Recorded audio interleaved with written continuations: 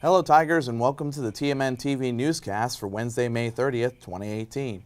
Stay tuned for the latest news at Fort Hays State University and around the nation. I'm your news anchor Jaden Mount, and Haley White will be along later with sports. But first, here's what's making news in Tigerland. Mother Nature unleashed her fury Monday night in northwest Kansas while a tornado was spotted 11 miles south of Hill City. The biggest menace of the night came in the form of heavy rain. Multiple reports of more than 5.5 inches of rain was reported in northwest Trego and eastern Grove County, and many reports reaching more than 6 inches. West of Hill City in Graham County, there were reports of nearly 7 inches of rain from lingering storms, and the southwest portion of Graham County had a report nearly 10 inches according to Coco Rejas. Those heavy rains left flooding issues along the Saline River and shut down the main highway between Waukene and Hill City. A river flood warning remained in effect until early Wednesday for the Saline River, which was 18.4 feet at 10 a.m. Tuesday. Flood stage is 13 feet.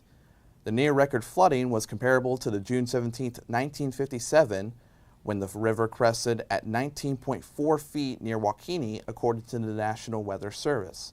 The rain amounts in eastern Trego and western Ellis County were reported anywhere from 2 to 3.5 inches from Monday night storms.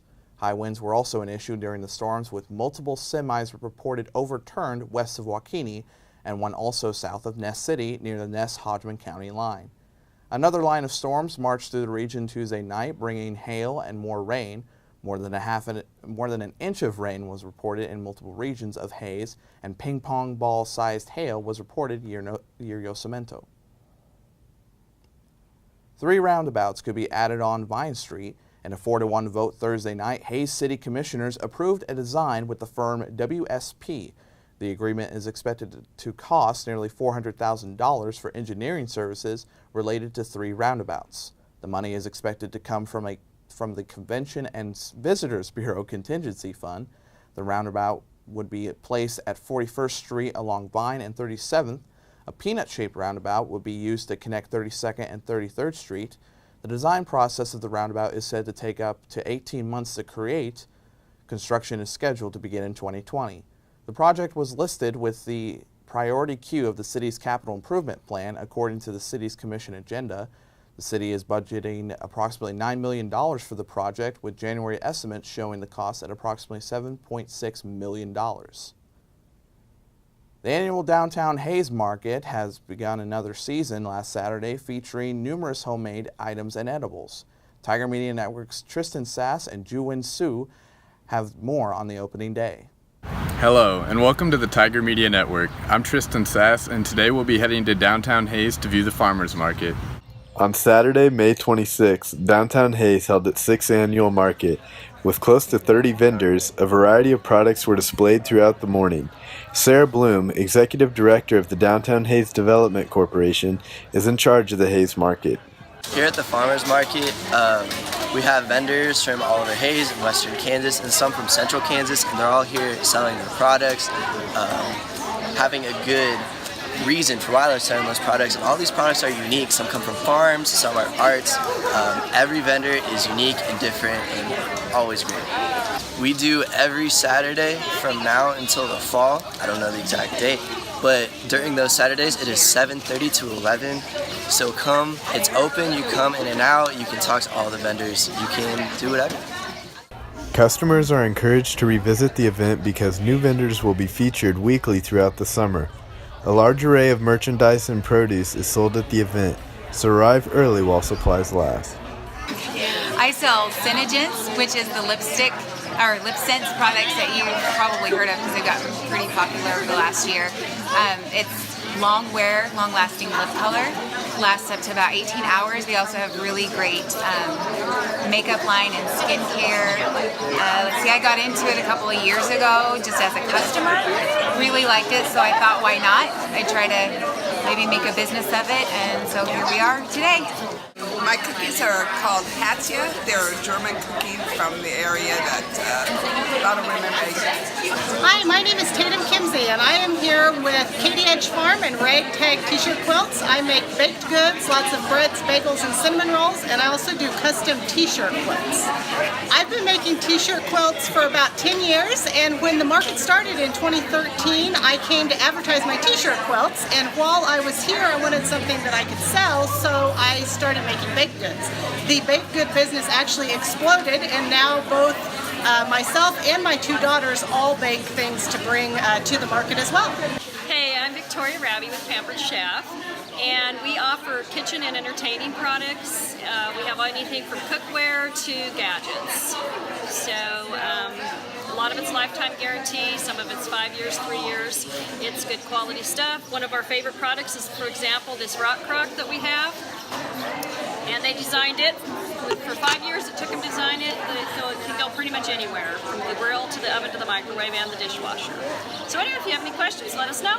And I make vinyl shirts and embroidered shirts and also gift items. And I've been doing this for about 5 years, and this is my 3rd year at the market. And I should be here most weekends this summer, especially with the new pavilion. If it's rainy, before I wasn't able to come because my clothes would get wet, but now we have a pavilion, so I'm in good shape. So I've got lots of ready-to-take items for me, and I also do lots of custom orders, so if you need something, let me know. I'm probably the only herbalist certified in the state of Kansas. And all these products, I grow all the herbs, or I gather in the wild. And from those, I make oil. I make over 150 different types of oil. Those oils are the basis of all my products. And I make 150 different types of products.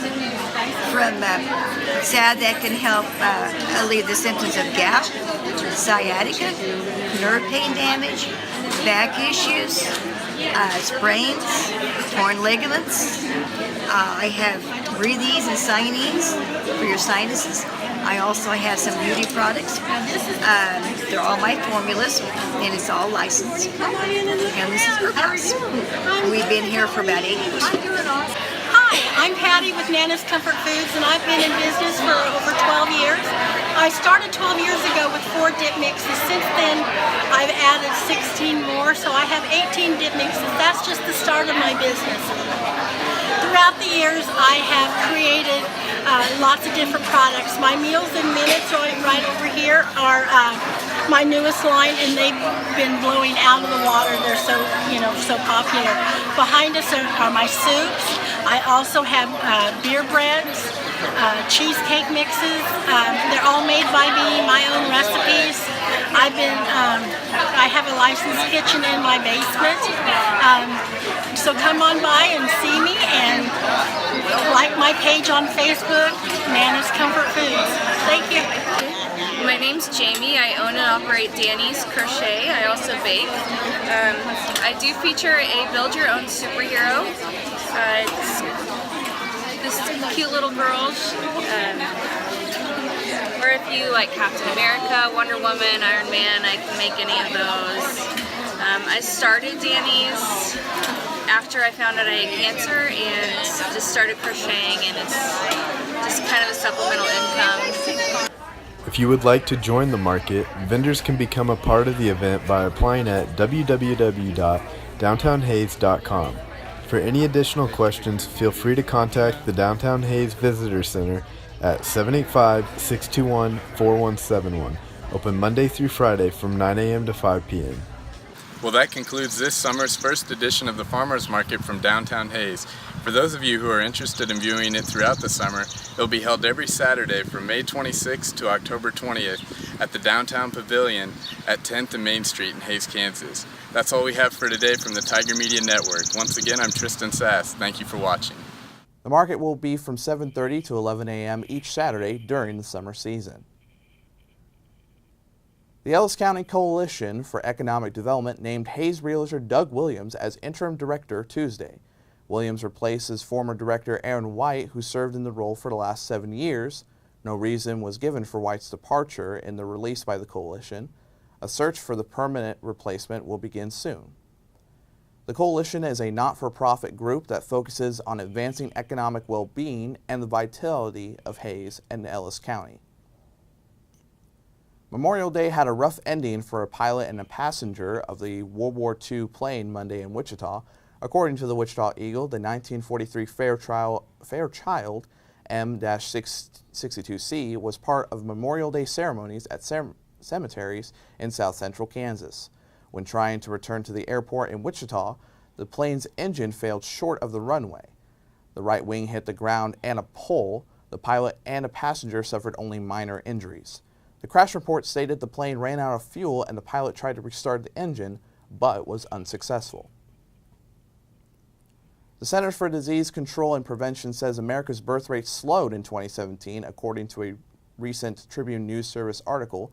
The birth rate has declined for the past several years, and the rate last year was another record low. It was the lowest since it has been since 1987. Subtropical storm Alberto hit the Gulf Coast area on Monday, making landfall east of Pensacola, Florida. Heavy rain combined with 45-mile-per-hour winds in the area. Flood watches were posted for the region, with up to 8 inches of rain expected in some places. The storm had weakened a bit before making landfall. A meeting between U.S. President Donald Trump and North Korean dictator Kim Jong-un might be on once again. Trump sent a letter to his North Korean counterpart last week saying the June 12th meeting would have to be canceled, but on Tuesday Trump said there was still hope the meeting could take place. The president said on Twitter, quote, "Meetings are currently taking place concerning summit and more," end quote. Time will tell how this saga plays out for both sides. Those are the stories making headlines in the world of news this week. After we return from this short break, Haley will be here with your sports update.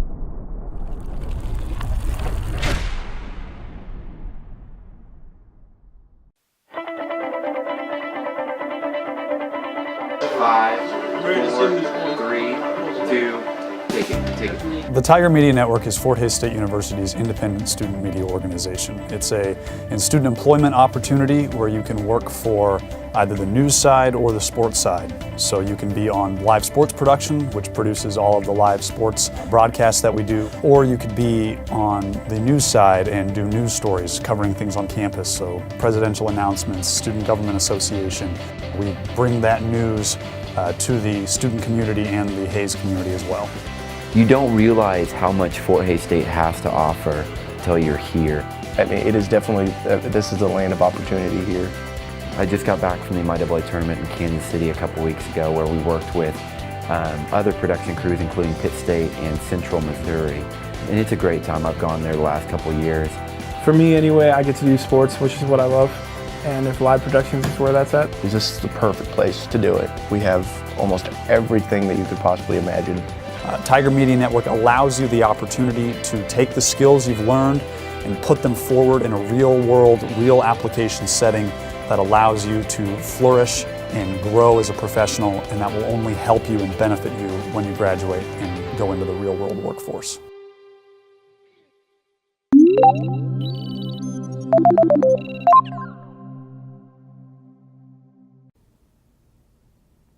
The Fort Hays State women's javelin throwers had high hopes entering the NCAA Division II National Championship meet last weekend.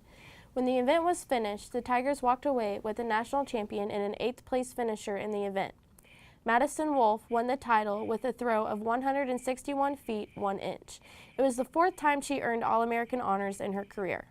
Wolf became only the 7th NCAA champion in the women's track program history and first outdoor titleist since Janet Eck won the high jump in 1999. Alexia Deitcher was the 8th in the javelin with a throw of 145 and 4 to earn All-American honors for the second straight season. Decano Cronin came within inches of winning back-to-back national titles in the men's 800-meter run. Cronin was second in 1 minute 47.37 seconds, which broke his own school record by more than 1 second. Also earning All-American honors was Brent Meyer in the 1,500-meter run and Kelly Wyckoff in the 400-meter dash.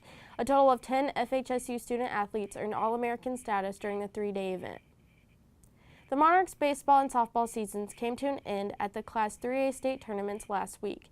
TMP Marion softball, led by former Tiger Melissa Schoepf, suffered a 4-1 loss against Oskaloosa in state tournament. Oskaloosa picked up another W in the second round and fell short to Silver Lake High School in the championship game. It was the third consecutive year the softball team made the 3A state tourney. Monarch baseball had more playing time in Toyton Family Stadium with a 5-2 first-round win over Wellsville on Thursday.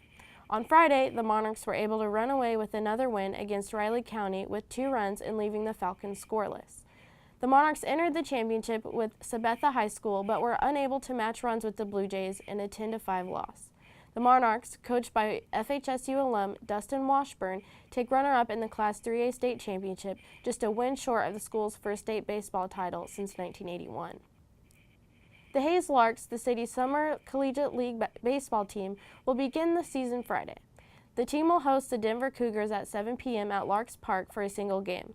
On Saturday, the Larks will host the Colorado Sox for a 6 p.m. doubleheader before finishing the 3-game series with the Sox on Sunday. The Larks play in the always tough Jayhawk League and feature some of the best collegiate players in the country. Past players for the Larks have included future MLB Hall of Famer Albert Pujols. Don't think you're having flashbacks if you watch this year's NBA Finals, which began Thursday night.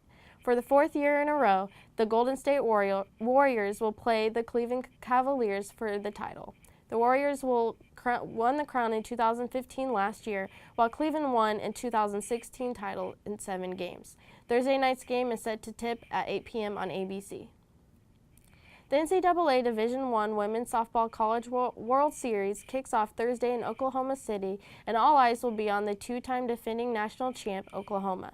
The Sooners are one of the favorites to win their 3rd consecutive crown this year, but will face some strong competition from top-seeded Oregon, Washington, and Arizona State. The other 4 teams competing include Florida, UCLA, Florida State, and Georgia.